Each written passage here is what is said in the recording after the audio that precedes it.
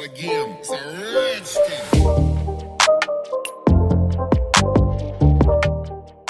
In this session, we are going to learn another collection data type, that is dictionary, where we can store the data in a key value pair format. For example, if you want to store the age of 3 peoples, then the names are the key and the ages are the value. So let me first explain the syntax. So to define a dictionary, we need to give a name. In our case, I am giving it D, and then within curly braces, you need to pass the elements. So let me define the first element. So first of all, we need to define the key. So in our case, the keys are the name. So this is our key, and then we need to give colon. And then we need to define the value that is associated with this key. So in our case, it is a age. So let me define a age, that is 25. And similarly, let me define another variables. So here I have declared another 2 elements, and this is how we can declare a dictionary. So this is our key, and this is the value that is associated with this key, and again this is our value, and this is the associated key, and so on. Now let me explain all the properties of dictionary. So first of all, dictionary is ordered. For example, here the value, that is 26, can be accessed by this key, that is B, and throughout your program this key will not going to change, and you can always access this 26 with this key. Like, to access this 26, we need to write D, and within square bracket we need to pass the key, that is B. And now if I press enter, it will print 26 like this. So the next property is indexing and slicing concept is not applicable. You can't use the indexing concept on dictionary data type, but you can access the element or the value of each element by using the key, the associated key with this value. Let me show it again. If you want to print the value of 30, then you can access it by using the key, that is C. So you need to write D, and within square bracket you need to pass the key, that is C. So it will print 30 like this. So dictionary is mutable, which means you can change the value of a dictionary after declaration. So we have different methods to change these values, but we can also change the value by using the associated key with this value. For example, here we have an element. So in this element, the value is 25, and we can change it into 20 by using this key, that is A. So we need to write D, and then within square bracket we need to pass the key whose value we want to change. So here we want to change the value 25, so we need to pass the key, that is A. So here we need to pass A, and then we need to define the new value, that is 20. And let me run it again. Print D. So it is showing the updated dictionary. So our next property is duplicates are not allowed, which means you can't define two different values with the same key. For example, here I have declared a key, that is A, and the value associated with A is 24. But here again I have declared the same key with a different value, that is 25. So this is not allowed in case of dictionary.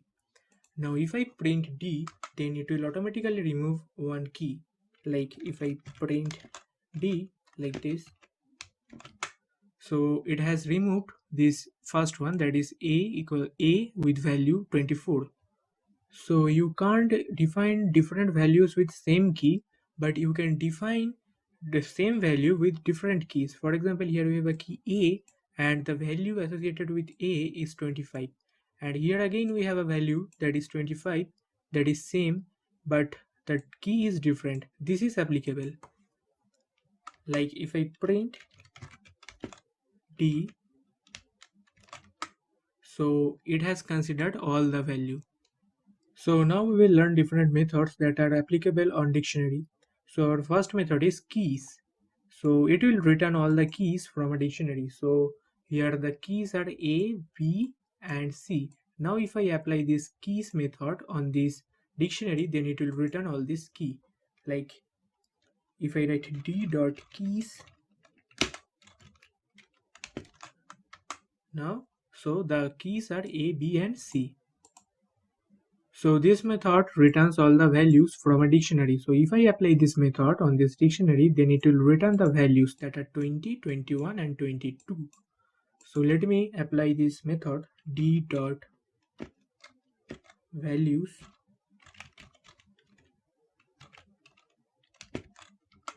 So the values are 20, 21 and 22. So our next method is items. This method will return each key value pair as a tuple in a list. So if I apply this method on this dictionary like d dot items, so this is our output. So our next method is get. This method will return the value of a specified key. For example, if you want to know what is the value of this key, that is C, then you can use this method like d.get, and within parentheses you need to pass the key, that is C in our case. Now it will return 22 like this. So our next method is pop. This method will delete one element whose key is written in the parentheses. For example, here if we want to delete this element, then we need to write d dot pop, and within parentheses we need to pass the key of this element. So the key is C. So here we need to pass C. Now if I print the dictionary D, then it will show the updated dictionary, that is this. So our next method is clear. It will remove all the elements from our dictionary. Now if I apply this method on D like this d dot clear, and now if I print D, it will show a empty dictionary like this. So our next method is copy. Copy method will return a copy of a dictionary. For example, here we have a dictionary D, and now if I write d dot copy, and if I store it within another variable, that is f, and after this line we can use this dictionary by using this name also. Okay, so now if I print f, so it is showing the dictionary. So our next method is update. By using this method we can update a dictionary. For example, here we have a dictionary A equals to this, and if I want to update it with this dictionary B, then we can use this method like a dot update, and within parentheses we need to pass the new dictionary, that is B. So here I am passing B, and now if I print A, then it will be showing the new updated dictionary. So our last method is pop item. It will remove the last inserted element. For example, in this dictionary A, the last inserted element is D. So if I apply this method on this dictionary A, then it will remove this element D. So if I write a dot pop item,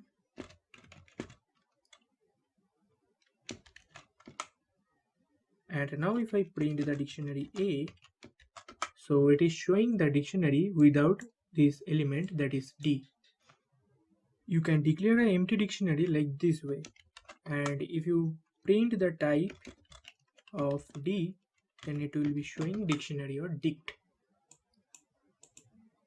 We can also declare nested dictionary. For example, we want to store student database where you want to store name, roll number and CGPA, then you can use this concept nested dictionary. To do that, we need to write the dictionary name, and then within curly braces, let me first declare the first key, that is A. Here the first key, that is A, is the student name, and then let me declare the value. In the value field, we are going to declare another dictionary where we will store the CGPA and the roll number. So the roll number is, so the value of the roll number is, for example, 101, and then let me declare the another element of the inner dictionary, that is CGPA, and the value of the CGPA is 8.5. And similarly, we can declare another element of the outer dictionary like this. Let me copy it and then let me paste it. So here the student name is B and the roll number is 102 and the CGPA is 8.6. So now if I print D, So this is our expected output.